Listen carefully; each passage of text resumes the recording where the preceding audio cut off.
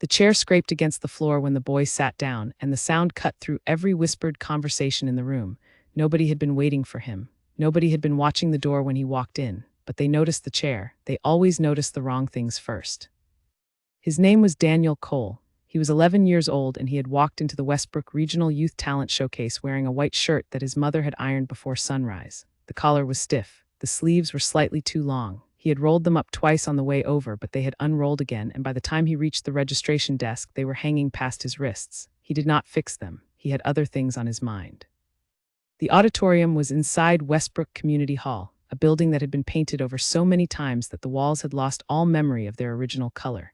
The ceiling had water stains shaped like maps of countries that did not exist. The folding chairs were arranged in rows, and most of them were already filled because the showcase had been running for 2 hours before Daniel arrived. He had taken the bus alone. His mother was at work. He carried nothing with him. No folder, no sheet music, no bag, just himself, standing at the registration desk with both sleeves unrolled and one hand gripping a small piece of paper with his registered performance number on it, 42. The woman at the desk looked at him, looked at the paper, and looked at him again. She handed him a sticker with his number and pointed at the waiting area near the side of the stage. Daniel walked there and sat down alone. The waiting area had 6 other children in it. 2 of them were warming up, their fingers moving silently on their knees, practicing patterns no one else could see or hear. One girl in a blue dress had a violin case open across her lap and was checking the tuning with small, careful turns of the peg. 2 boys near the wall were laughing about something on a phone. Nobody looked at Daniel. He looked at the stage. There was a piano on it, a Yamaha upright black, positioned slightly left of center. From where Daniel sat, he could see the legs of the bench, the pedal plate, and the lowest 3 octaves of the keys. He tilted his head just a little, the way he always did when he was measuring something.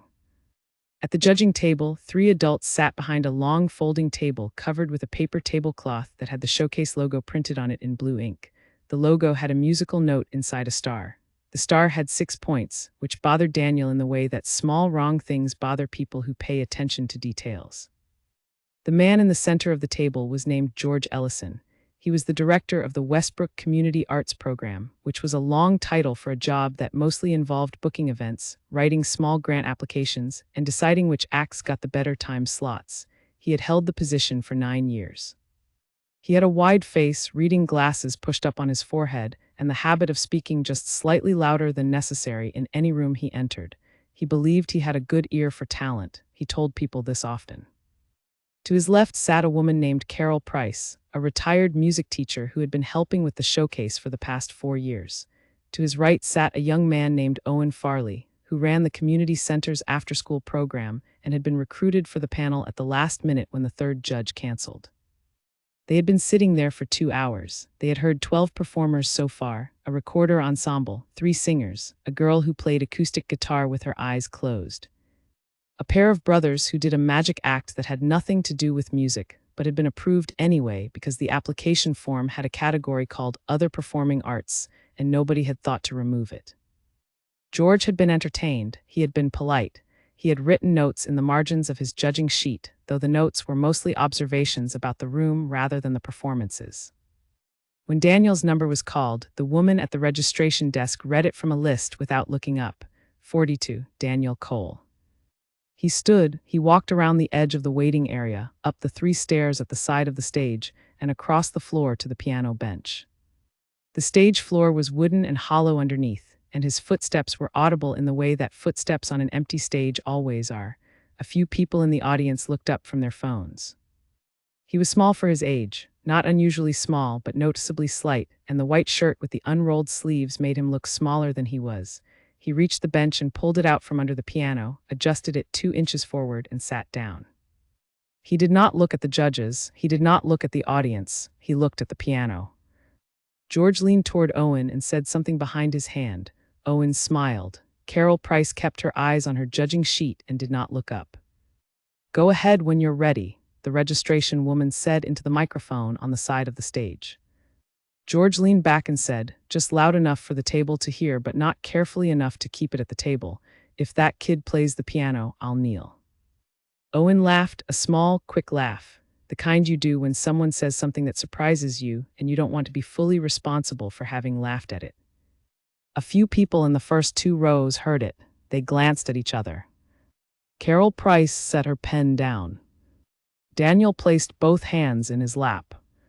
He sat with his back straight and his feet flat on the floor, and he looked at the piano keys for a long moment, not nervously, not hesitantly, the way a person looks at something familiar before returning to it after a long time away. Then he placed his hands on the keys. He drew one slow breath. And he began. The first note he played was a low G, held for a full 4 beats, resonating in the hollow chest of the old Yamaha and filling the auditorium before anyone had time to prepare for it. It was not loud. It was not a showy opening. It was simply a note held long enough to change the air in the room. A woman in the third row stopped searching through her bag. Daniel moved into the opening phrase, and the music took shape the way daylight takes shape through a window before the sun is actually visible, gradually and then all at once. He was playing Chopin, the Nocturne in E-flat major, Opus 9, No. 2, a piece composed nearly 200 years ago, written for the quiet hours, for the space between evening and sleep, for all the feelings that do not fit into daylight. He played it from memory, without sheet music, without a single glance at the keys beneath his fingers, because his hands had known this piece for 3 years and had never once lost their way through it. The room did not fully understand what was happening yet. Rooms take a few bars to catch up. But George Ellison's pen had stopped moving. By the time Daniel reached the end of the first page, the conversation in the back row had ended. The boy with the phone in the waiting area had put it down.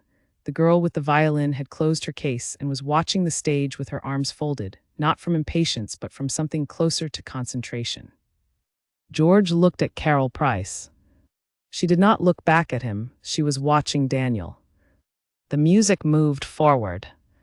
Daniel's right hand carried the melody, and it sang in the way that good piano singing always does, with a kind of human quality, a breathing quality, as though the notes were being exhaled rather than struck. His left hand held the harmonic ground beneath it, steady and warm and unshowy. He did not dramatize the emotional passages. He did not lean into the keyboard or tilt his head or close his eyes the way some performers do when they want the audience to know they are feeling something. He just played.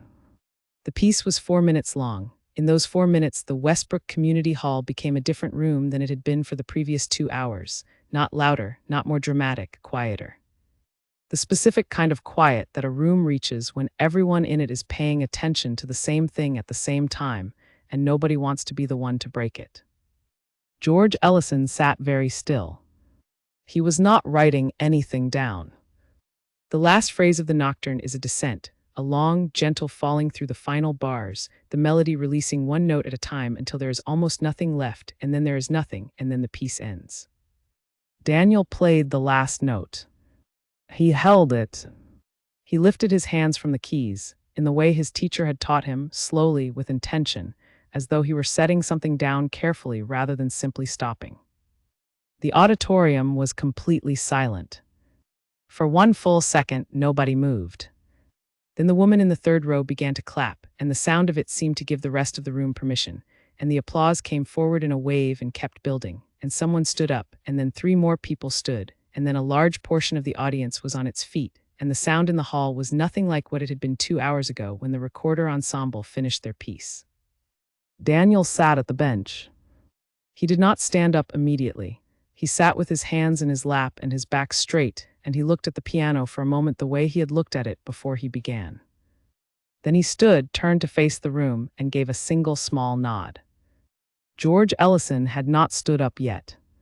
He was still seated, and he was looking at the stage, and his expression was the expression of a man who has just said something in public that he would very much like to take back but cannot, because too many people heard it, and because the thing he said has now been made completely and permanently wrong by a small boy in a white shirt with unrolled sleeves who just played Chopin from memory in a community hall on a Tuesday afternoon. Owen Farley leaned toward him. George heard him. He did not respond right away. He pushed back his chair. He stood and he walked around the end of the judging table to the open floor in front of it, where the microphone stand was, where the whole room could see him clearly, and where Daniel could see him from the stage. And George Ellison, director of the Westbrook Community Arts Program, got down on one knee. The room went briefly, completely silent again. Then it erupted. Daniel looked at him from the stage. He did not smile. He did not look surprised. He looked at the man kneeling on the community hall floor for a moment, and then he gave the same small nod he had given to the audience, the exact same one, measured and quiet and containing nothing extra. He walked off the stage. The applause followed him all the way to the side stairs and did not stop for a long time after he had sat back down in his chair in the waiting area, both sleeves still unrolled, his hands folded in his lap, watching the empty bench and the silent piano with the same expression he had worn when he first walked in. Nobody in that room would ever fully agree on what that expression meant. But everyone agreed they had seen it. And everyone agreed that the day had not gone the way George Ellison had planned. The thing nobody knew about the mornings was how cold they were. Daniel's apartment building had old heating, the kind that came on when the building manager decided it was cold enough and not before. In November, that meant most mornings were somewhere between uncomfortable and genuinely difficult, and the hallway outside their apartment was always several degrees colder than the apartment itself, which was already not warm enough. Daniel woke up at 4 in the morning by himself. He did not use an alarm because an alarm would have woken his mother, and his mother worked the closing shift at the care home on Alderton Road 4 nights a week and did not get home until after midnight. On those nights, she slept in the way that people sleep when their bodies have been carrying weight for too long, completely and without movement, and Daniel would not disturb that for anything. He got up quietly, he went to the kitchen, filled a glass of water and drank half of it standing at the counter in the dark. Then he went to the living room. The piano was against the wall between the window and the bookshelf. It was an upright, a Kemble bought second-hand from a family in the next neighborhood over for £240, which his mother had saved over 9 months in an envelope she kept in the drawer beneath the cutlery. 2 of the keys in the upper register stuck slightly when the temperature dropped. In winter, Daniel learned to work around them. In summer, they released, and the piano sounded like a different instrument, fuller and more generous, and Daniel played differently on those days without being aware that he did. He sat at the bench. He did not turn on the overhead light. The street light outside the window came through the thin curtains and gave the room a pale orange color that was enough to see by, though he did not need to see the keys to play them. He practiced without a metronome most mornings. He had learned early that the metronome told him where the beat was but not why it mattered, and the why was the part he cared about. His teacher, a woman named Frances Hewitt, had told him this on his 3rd lesson when he was 6 years old, and he had understood it in the way that certain things land cleanly in a young mind and never move again. Frances Hewitt was 61 years old and had been teaching piano for 34 years. She had taught in a proper music school until her late 40s, and then she had left that school for reasons she did not discuss, and she had taught privately out of her ground-floor flat on Maple Close ever since. She charged her students less than she should have. She was honest about this with herself in a way that she was not honest about several other things. She had taken Daniel on as a student when he was 5.5, which was younger than she normally accepted, because his mother had knocked on her door on a Saturday morning and asked, very plainly, whether Frances thought her son had enough in him to make the lessons worth the cost. Frances had looked at the boy, who was standing in the doorway with both hands at his sides and his eyes moving slowly around the visible portion of her flat, landing on the piano in the corner and staying there. She had said, "Bring him in and let me hear him." He had sat at her bench and picked out, with one finger, the complete melody of a song he had heard on the television 3 days before. He had not heard it again since, and he had reproduced it without error at the correct relative pitches. Frances had said, "Yes, he has enough, I will teach him." She did not explain what enough meant. She did not need to. In the years that followed, Daniel came to Frances twice a week after school, on Tuesdays and Thursdays for an hour each time. He never missed a lesson. He practiced every morning without being told. He never complained about the stuck keys or the cold flat or the mornings that started before dawn because these things did not register as obstacles. They were simply the conditions of his life, the way the shape of a riverbed is not an obstacle to the river but simply the form through which it moves.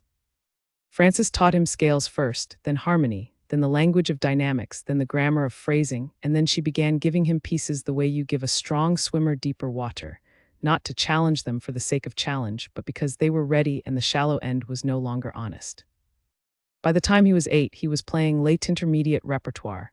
By 9, he had moved into pieces that adult amateur pianists spent years trying to master. Frances did not tell him this. She simply gave him the music and watched what he did with it. What he did with it was listen. That was the thing Frances noticed most clearly, the thing that separated him from every other student she had taught in 34 years. He listened to music the way most people only listen when something frightens them, with his whole body involved, with his attention gathered into a single focus point. He listened to recordings on the small radio his mother kept in the kitchen. He listened to the piano itself, the sustain of each note, the way two notes together made a sound that was different from either of them alone, the way silence between notes was not empty but structural. He did not talk about this. He had no framework for talking about it, but it was there in everything he played, in the way he held a note exactly as long as it needed to be held and released it before it could overstay, in the way his phrases breathed. On the morning of the showcase, Daniel had been awake since 4 as usual. He had practiced for 90 minutes. He had played the nocturne 6 times, not because he needed to review it, but because he wanted to spend time with it, the way you might visit a place you love before leaving on a long trip. His mother, a woman named Patricia Cole, had come into the living room at 5:30 with 2 cups of tea. She sat in the chair near the bookshelf and drank hers while he practiced, and she did not say anything, which was one of the things Daniel loved most about her. She understood that talking during this time would be like talking during a film at the important part. She simply sat with him. When he finished, she told him to eat something before he left.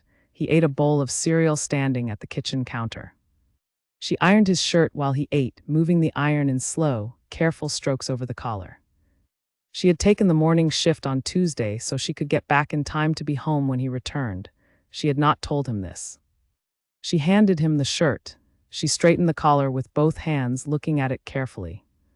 "You know what you're doing," she said. He nodded. "Don't rush the opening," she said. "You always want to rush when you're nervous." "I know," he said. "You're going to be fine." "I know," he said again, and he meant it, not as bravado but as simple information. He was not performing confidence. He was reporting a fact about himself that he had arrived at through several years of evidence. She gave him the bus fare and his registration number, and watched him from the window as he walked down the street to the bus stop. What she did not know, and what he did not tell her, was that he had been thinking about the Westbrook showcase for 6 weeks, not with anxiety, with something closer to readiness, the way you think about a door you are almost tall enough to reach. Frances had submitted his application. She had mentioned it to him the same way she mentioned everything, directly and without extra words. She had said, "I entered you in the regional showcase. The date is the 14th, dress neatly." She had paused and then added, "They will not be expecting what you can do. That is not your problem, that is theirs." He had carried that sentence with him for 6 weeks. At the showcase, sitting in the waiting area before his number was called, he had heard George Ellison's comment. Not perfectly, not every word, but enough. He had heard the laughter that followed it. He had seen the way the table glanced at each other. He had looked at his hands, resting on his knees. He had thought about Frances telling him that they would not be expecting what he could do, and that it was not his problem. And then his number had been called. Everything else was what happened next. When Daniel came home that evening, Patricia was in the kitchen making rice. She heard the door and called out to ask how it went. He came into the kitchen and sat at the table. She turned from the stove and looked at him, reading his face the way she had learned to read it over 11 years. He said the piano was a bit out of tune on the upper register. She said, "More than usual." He said, "A little, not badly, just noticeable on the high E-flat." She turned back to the stove. She stirred the rice. She asked if he would like her to look into getting it tuned. He said that would be good. They did not discuss the showcase further that evening. She did not ask about the judges, the audience, the response, the man who knelt, the silence before the applause, or any of the events that people on the other side of town were already telling each other about. She fed him dinner, she asked about his bus ride home, and later she asked if he had homework due tomorrow. He did, he went and did it. She washed the dishes alone in the kitchen and looked out the window at the dark street and the orange glow of the streetlights, and she thought about the shirt she had ironed that morning, and the way he had walked to the bus stop without looking back, and the particular quality of steadiness her son carried with him into every room he entered, and she held that thought quietly and said nothing about it to anyone. The piano was never tuned.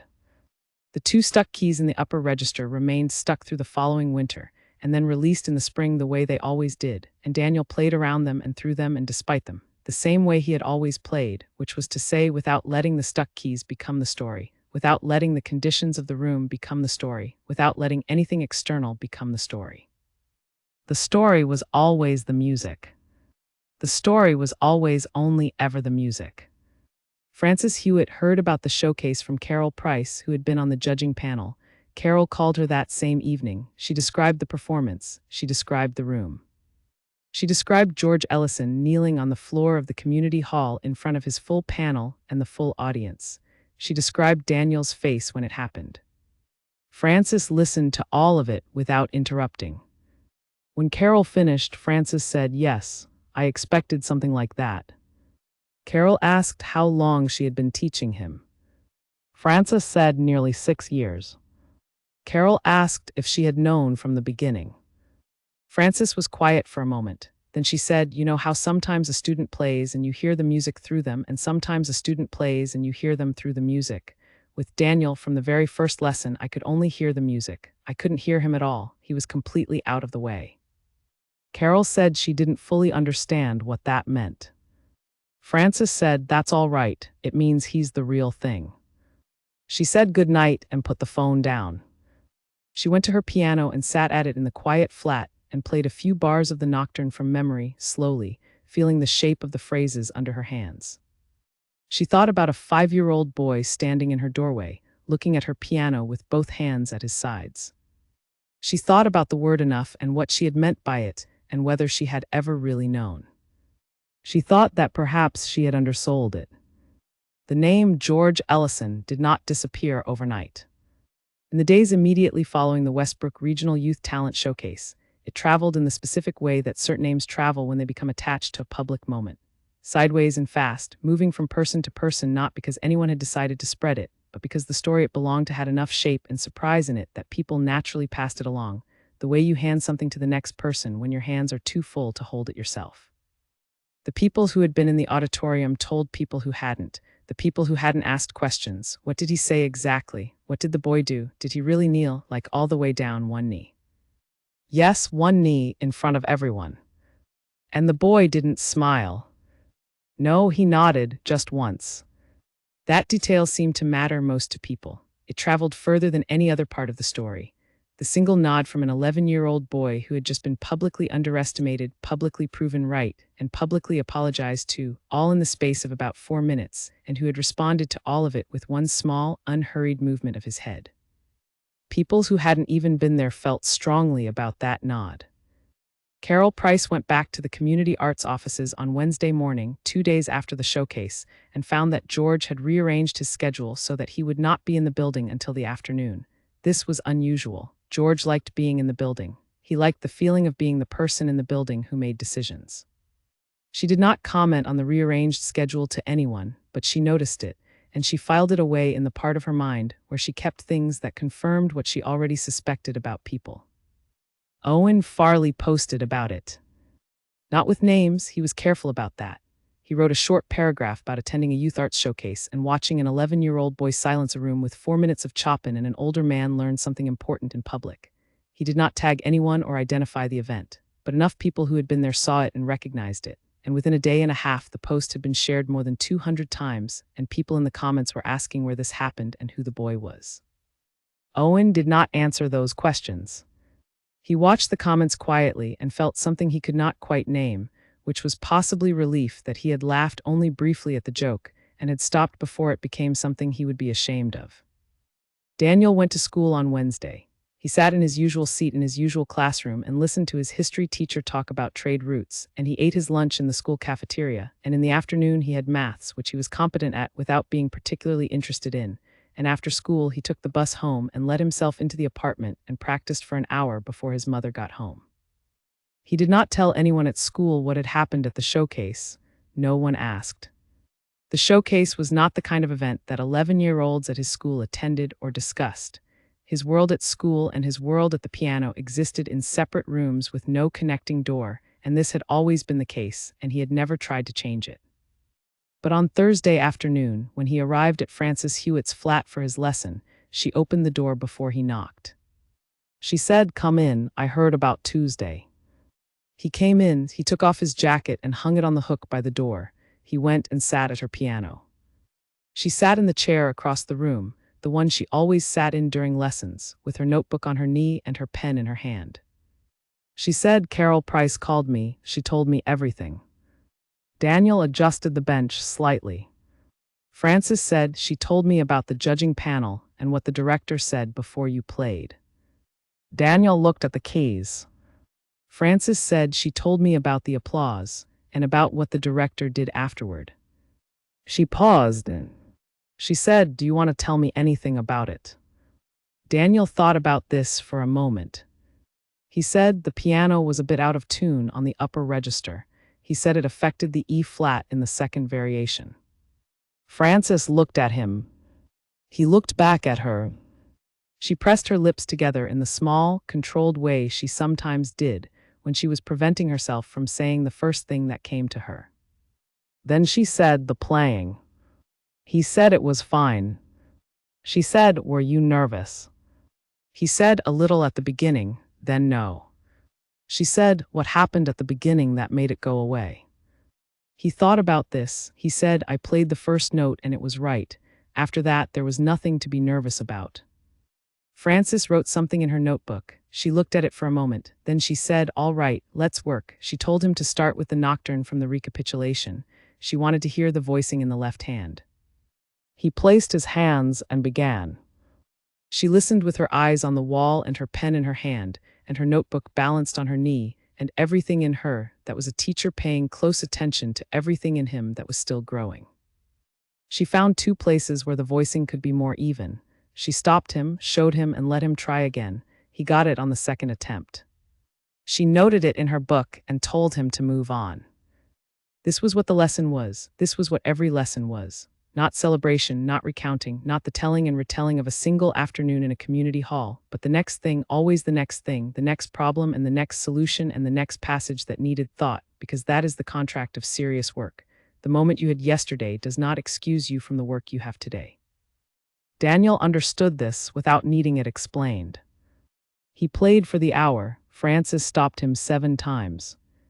He got 5 of the 7 corrections on the first attempt, 1 on the second, and 1 took 3 attempts, which annoyed him in a private way that he expressed only by playing the passage a 4th time after she had moved on, getting it right and then continuing.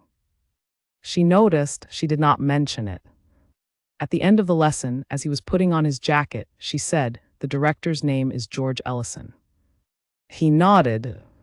She said, "He has been running that program for 9 years, and in those 9 years he has done a modest but real amount of good work for young musicians in this region.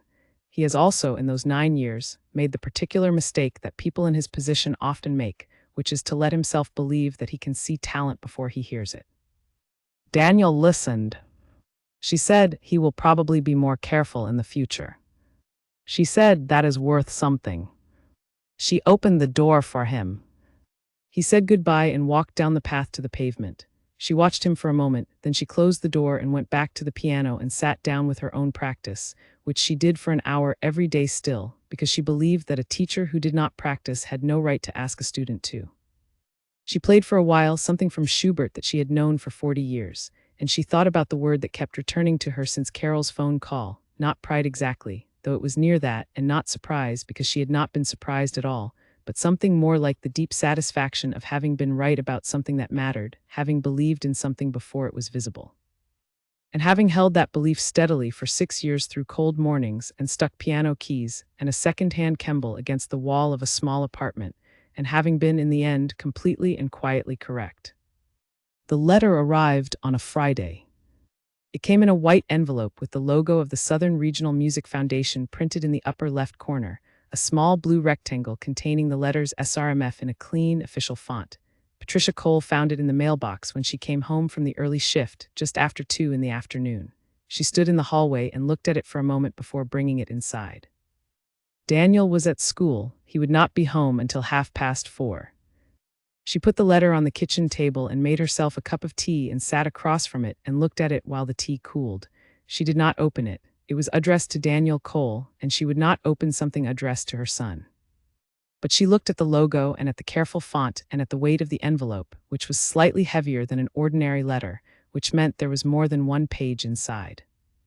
She had not told Daniel to apply for anything. She had not known about this. When he came home at 4:30, still in his school uniform and carrying his bag over one shoulder, she was in the kitchen starting dinner. She nodded at the table. He looked and saw the envelope. He set his bag down, he picked it up. He read the return address. He opened it. Inside were 2 sheets of paper. The first was a letter on SRMF letterhead. The second was a printed form. He read the first page standing at the kitchen table while his mother stirred something at the stove without looking at him. The letter was from the Foundation's Youth Scholarship Program. It said that a nomination had been submitted on his behalf following a performance at the Westbrook Regional Youth Talent Showcase. It said the foundation had reviewed the nomination and was inviting Daniel Cole to attend an audition for their annual scholarship award, which covered tuition, instrument support, and 1 year of mentorship at the Southern Regional Conservatory summer program. It said the audition would be held in 6 weeks at the conservatory's main building, and that they would need a response within 10 days. He read it twice. He set it on the table. His mother said, "What does it say?" He told her. She turned from the stove. She looked at him. He looked at her. She said, "Who nominated you?" He said he didn't know, the letter didn't say. She came to the table and picked up the letter and read it herself, slowly and completely. When she finished, she put it back on the table and stood with her hands pressed flat on the surface, looking at the foundation logo. She said, "The conservatory summer program." He said yes. She said, "6 weeks." He said yes. She said, "Do you want to go?" He said yes. She picked up the letter again and looked at the bottom of the page and found the contact number and put the letter down and went to get her phone. She called Frances Hewitt. Frances answered on the 3rd ring. Patricia read her the relevant section of the letter. There was a pause on the line. Then Frances said, "I submitted the nomination on Wednesday." Patricia said, "You did." Frances said, "I should have told you before the letter arrived. I apologize for that. I submitted it the morning after Carol called me, and I didn't think it would move so quickly." Patricia said, "You didn't ask me." Frances said, "No, I should have. I am asking you now, is it all right?" Patricia was quiet. Then she said, "It's more than all right, thank you." Frances said, "The audition committee will have high standards. He will need to prepare a full program, not just the nocturne, probably 3 contrasting pieces. We have 6 weeks and we should start immediately." Patricia said, "All right." Frances said, "He is ready for this. I would not have sent the nomination otherwise." Patricia said, "I know." She thanked her and ended the call. Daniel was standing in the kitchen doorway, still in his school uniform, watching her. She said, "Frances nominated you." He nodded slowly, as though this answered a question he had been thinking about since he read the letter. She said, "You have 6 weeks to prepare a full audition program." He said, 3 pieces. She said, "That's what she said." He looked at the floor for a moment, not blankly but with thought, as if he were already arranging something. He said, "Can I practice now?"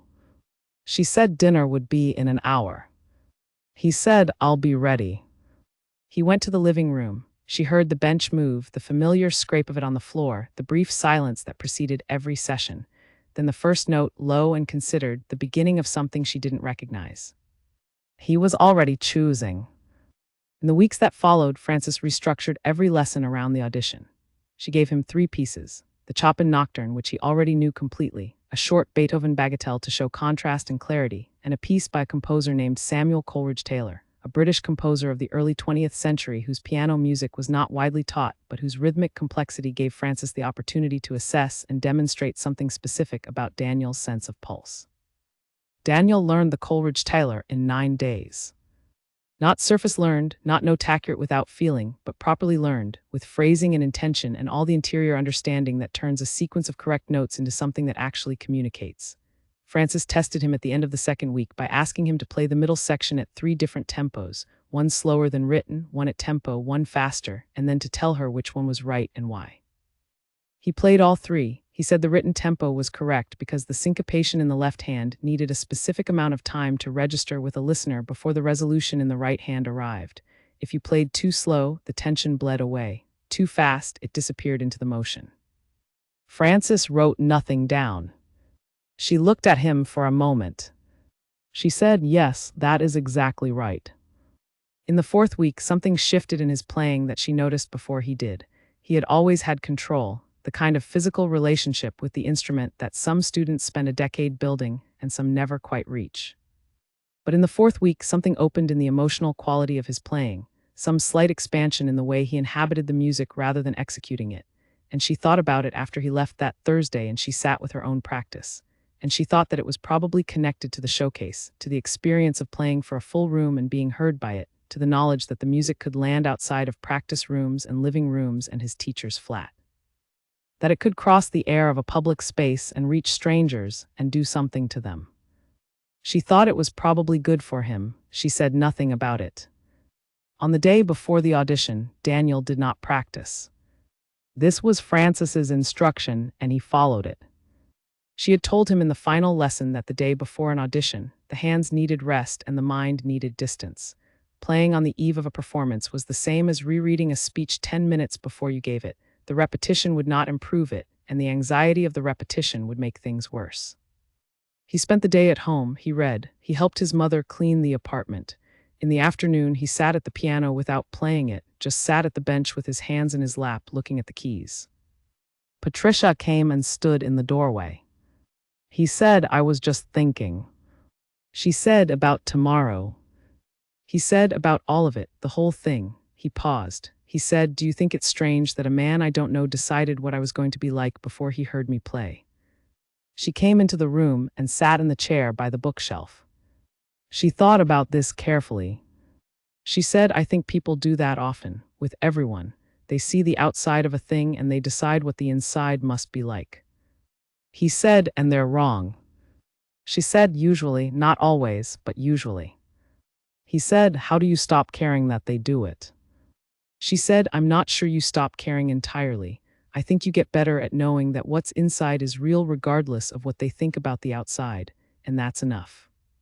He thought about this. He said, "Frances says the audition committee will judge the music, not me."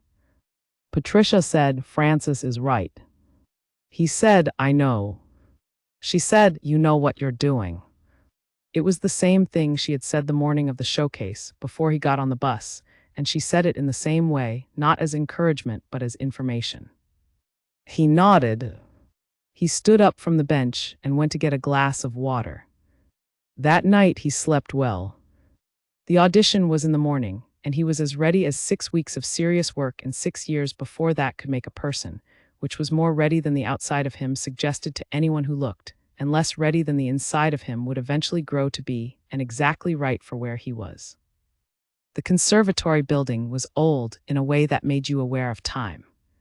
Stone steps worn smooth in the center by decades of feet, brass door handles polished to a dull glow from years of hands.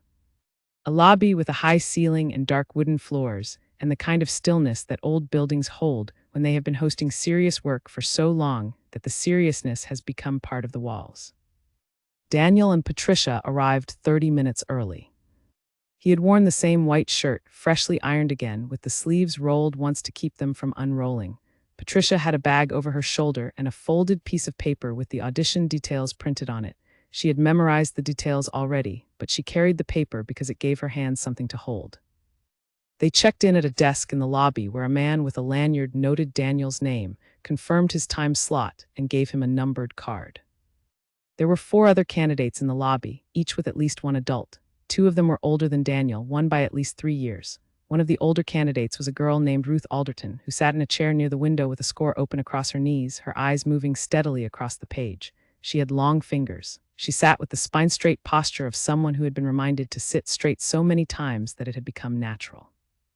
Daniel sat next to his mother on a bench against the wall. He did not look at the other candidates for long. He looked at the floor, then at the ceiling, then at nothing in particular. Patricia asked if he wanted to go over anything. He said no. She said all right. They sat in quiet. A door at the far end of the lobby opened and a woman came out and called a name. One of the older candidates stood, gathered something from the seat beside him, and followed her through the door. The door closed. The lobby returned to its particular silence. Ruth Alderton turned a page of her score. One of the remaining candidates, a boy who looked about Daniel's age, was sitting beside a woman who was whispering to him. He nodded at intervals. His leg was moving up and down at the knee. 20 minutes passed. Then the door opened again and the first candidate came out. His expression gave nothing away. He came back to his seat, and the woman he had come with put a hand on his arm and said something quiet. The woman from inside called the next name. It was Daniel. He stood and he gave his numbered card to the woman. She held the door for him. The audition room was large and cool and smelled of old wood and rosin. 3 people sat behind a table at the far end, 2 women and a man, each with a notebook. The piano was a full grand, a Steinway, positioned in the center of the room, lid propped open, bench already set. Daniel walked to the bench. He adjusted it once, slightly forward. He sat. One of the women at the table said, "Whenever you are ready." He placed his hands in his lap. He took one breath. He played the bagatelle first, short, clear, rhythmically precise, 38 seconds. He gave it full attention without dramatizing it. It was a clear thing. He played it clearly. He paused 3 seconds. He moved into the Coleridge-Taylor.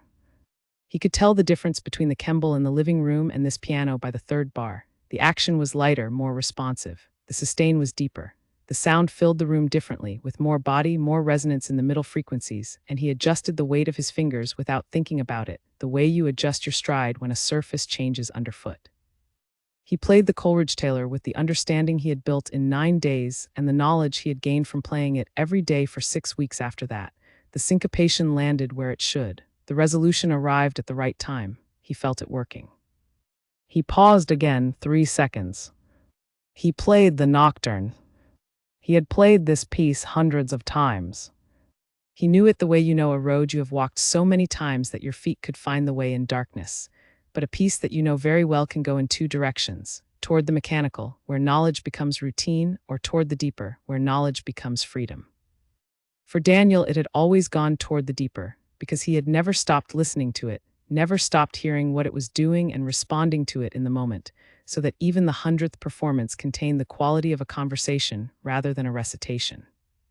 He played it now in the large, cool room with the Steinway and the 3 people at the table and the afternoon light coming through the tall windows.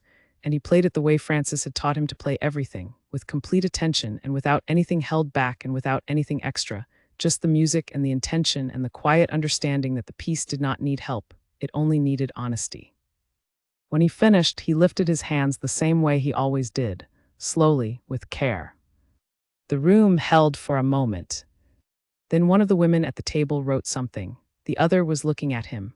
The man in the center had put his pen down and was sitting with his arms folded, which was not a negative gesture but a still one, the gesture of someone who is thinking. He said, "Thank you, please wait outside." Daniel stood, he nodded once. He walked back through the door to the lobby. Patricia was on her feet before the door closed behind him. She looked at his face. He said the piano was better than ours. She laughed, a short, real sound. He said the action is lighter, I had to adjust. She said, and he said it was fine, I think it went well. They sat back down. 22 minutes later, the woman came to the door and said his name again. Inside, the 3 panel members were in the same positions. The man in the center was the one who spoke. He said, "My name is Oliver Grant. I am the chair of the Scholarship Selection Committee." He introduced the 2 women beside him, Helen Ward, who taught advanced students at the conservatory, and Dr. Patricia Ewan, who oversaw the summer program curriculum. He said, "We have a few questions, and then we would like to hear you play one more time." Daniel nodded. Oliver Grant said, "How long have you been studying?" Daniel said, "Since I was 5, nearly 6 years." Helen Ward said, "With the same teacher?" He said, "Yes." She said, "Francis Hewitt." He said, "Yes." She wrote something. Dr. Ewan said, "When you play, what are you thinking about?" He thought about this. He said, "It depends on where I am in the piece. At the beginning, I'm listening for where I am in the room and what the piano is doing. In the middle, I'm mostly just inside it. At the end, I'm thinking about how much time is left and whether I'm going to bring it in right." She said, "Inside it, can you say more about that?" He thought again. He said, there's a point where you stop deciding things. The decisions are already in your hands. You've made them in practice. And when you're playing, you're not really making decisions anymore. You're just following something. She looked at him for a moment. She wrote something. Oliver Grant said, there is one more thing we want to hear. He named a piece, a Bach prelude, the first from the Well-Tempered Clavier. He said, sight unseen. He slid a sheet of printed music across the table. Daniel came forward and picked it up. He had heard this piece. He had never learned it, never worked through it with Francis. He carried it to the piano and set it on the stand and looked at it for 30 seconds, reading through it with his eyes the way Francis had taught him, mapping the hand positions, identifying the shape of the phrases, noting the places where the fingering would require planning. Then he played it. Not perfectly. He made one error in the third line, a wrong note that he corrected immediately without stopping. But the phrasing was right, and the voice leading was right, and the sense of the piece was right, which is to say that it sounded like Bach and not like someone reading Bach, and that distinction was the one that mattered most to the three people at the table. He finished. Oliver Grant said, thank you. We will be in touch within 2 weeks. Daniel said, thank you. He picked up the sheet music and brought it back to the table and set it down. He turned and walked to the door. He stopped. He turned back. He said, who nominated me? The letter didn't say. Oliver Grant looked at the papers in front of him. He said, the nomination was submitted by a George Ellison, director of the Westbrook Community Arts Program. Daniel was quiet for a moment. He said, thank you. He left. In the lobby, Patricia was watching the door. He came out and she looked at his face again, reading it. He said the nomination was from George Ellison. She looked at him. He said the director from the showcase. She said nothing for a moment, then she said, I see. They walked out together through the stone lobby, down the worn steps into the afternoon. He was quiet the whole bus ride home. She did not ask what he was thinking. She knew some things were not for asking. Some things needed to be carried for a while before they could be put down, and some things you carried not because they were heavy but because they were yours and this was his. The letter came 11 days later. He was in the kitchen when it arrived. He opened it at the table. He had been awarded the scholarship. He read the letter twice. He set it down. His mother came in from the hallway. He slid the letter across the table. She read it, she put it back down, she went to the stove. After a while she said, you should call Francis. He said, yes. She said, and you should probably write a thank you letter to the foundation. He said, yes. She did not say what he should do about George Ellison. She left that part alone. It was not her part to say. That evening he sat at the piano and played for a long time, not practicing, not preparing, just playing, moving through pieces he loved, letting one lead into another without plan, which was something he rarely allowed himself. His mother sat in the chair by the bookshelf the whole time, with her tea and her book, not reading much, mostly listening. The Stuck Keys had released that week. Spring had arrived early, and the apartment was warmer than usual, and the Kemble had opened up the way it always did, and it sounded full and generous, and he played it all the way to its best register without anything in the way. Outside, the street was quiet. The light through the curtain was the same orange it always was. Everything in the room was exactly as it had always been. He played until his mother fell asleep in the chair, and then he played a little longer, and then he stopped, and the last note rang out into the quiet apartment and faded the way notes always do, not ending exactly but becoming too small to hear, still moving somewhere just beyond the reach of anyone listening. He sat for a moment. Then he got up and turned off the light and went to bed. The piano sat in the dark, silent and warm, ready as always for the morning.